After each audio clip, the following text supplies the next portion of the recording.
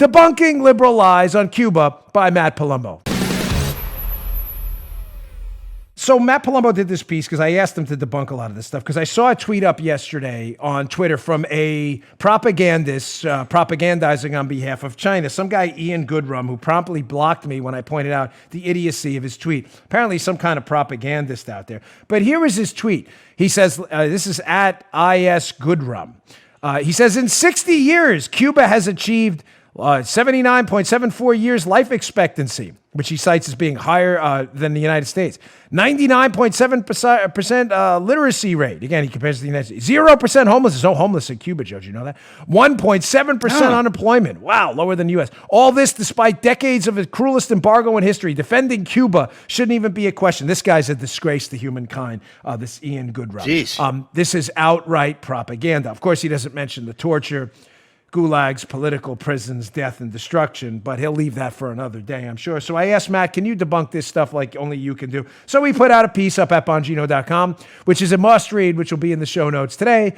Debunking Liberal Lies on Cuba by Matt Palumbo. Do you want to have this emailed to you? Bongino.com/newsletter. Let's get right to it. Let's talk about life expectancy in Cuba. As Ian Goodrum, propagandist, tells us, life expectancy, people live in Cuba forever, man, not like the United States. My gosh.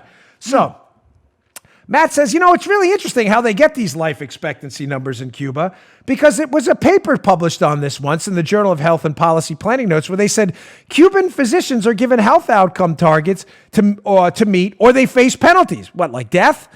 This provides, Joe, let's call them incentives to manipulate data. Righty. Yeah. Take Cuba's much-praised infant mortality rate, for example. In most countries, the ratio of numbers to neonatal deaths and late fetal deaths stays within a certain range of each other, as they have many common causes and determinants. One study found that while the ratio of late fetal deaths to early neonatal deaths in countries with available data stood between 1 and 3.03, a ratio representative of Latin American countries as well, Cuba had a ratio of 6, a clear outlier.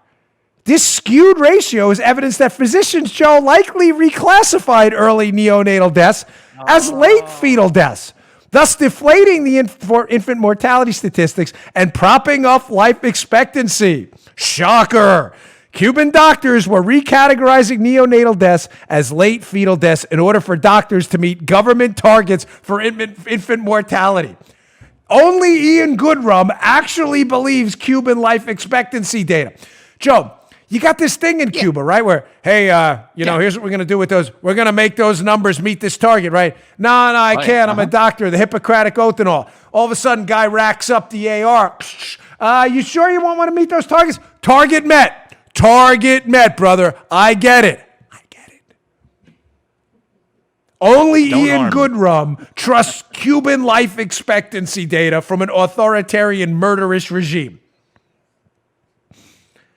We'll skip past literacy for a second. Let's jump right to homelessness. According to Ian Goodrum, there's no homelessness in Cuba, Joe. None. Really? Stunning. Right.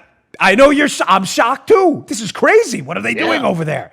Gosh, no homelessness. Amazing. So Matt digs into that one too, of course, like only Palumbo can do. So homelessness, the same objection as above applies. Meaning, first, you're trusting that the Cubans are telling you the truth at the end of the barrel of a gun, but whatever, Ian Goodrum believes him. So he says, and it's also not true. According to the Havana Times, the number of homeless people is growing in Havana. Wait, that's not possible. There's no homeless people in Havana. How could the Havana Times say this? As well as in the rest of the country. Talking about Cuba for the liberals out there. Probably don't know Havana's in Cuba. As one homeless elderly woman told the Times, most of the retired elderly population receives a pension of 248 pesos per month. You know how much that is, folks? That's $10 US. Wow. And it's impossible for anyone to get by with this amount. An old person has to eat, buy medicine, wash their clothes, pay the electric bill, gas, and water bills in lots of cases. It's utopian to think that someone could take on all those expenses if they live alone on a $10 a month pension. Whew. Again, in liberal math, a $10 a month pension is just fantastic. You realize my daughter, my 16-year-old daughter, earns more than that in a day of work. In a day of work. What Cuban pensioners get in a month in U.S. dollars. Sounds like a great system to me, Ian. And there's no homelessness either. Screw the Havana Times. How do they live so long? I don't know. I mean, it's crazy. On $10 a month, it's amazing. Jeez. Must be like some Captain America super serum they're all injected with or something. Let's go to that unemployment number. It's supposedly lower than the United States. Ian Goodrum knows his stuff, man. Good job, Ian. 1.7 unemployment. 1.7% unemployment. Matt says, quote, I'll borrow an argument from America's liberals on this one. Sure, unemployment is low, but the jobs don't pay anything. Except in this case, this is actually true. The average Cuban earns roughly $300.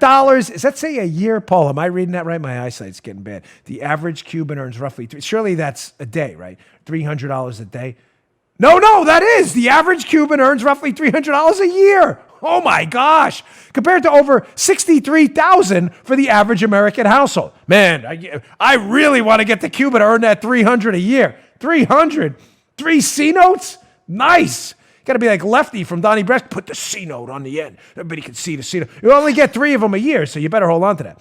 The average McDonald's employee in America owns more money than most Cubans. And yes, that's even accounting for differences in the cost of living.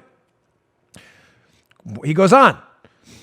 And do I need to point out that unemployment is low because the people there don't have a choice?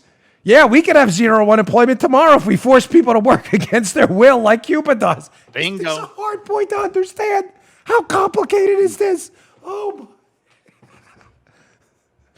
trying to stop backing away from the microphone. For my audio, I read your emails. I know. I'm sorry. I'm just sometimes in such an utter state of disbelief on the show because it's my show. I don't have any kind of producers or anything. I do my own thing. Well, I mean, we have help, but you get what I'm saying. I write my own stuff in my head. There's no prompter here telling me what to say. That I'm legitimately in a state of disbelief that even dopey liberals fall for this. Unemployment's only 1.7%. Yeah, if you don't work, they'll shoot you. Why they pay you $300 a year? You just heard The Dan Bongino Show. You can also get Dan's podcasts on iTunes or SoundCloud. And follow Dan on Twitter 24/7 @DBongino.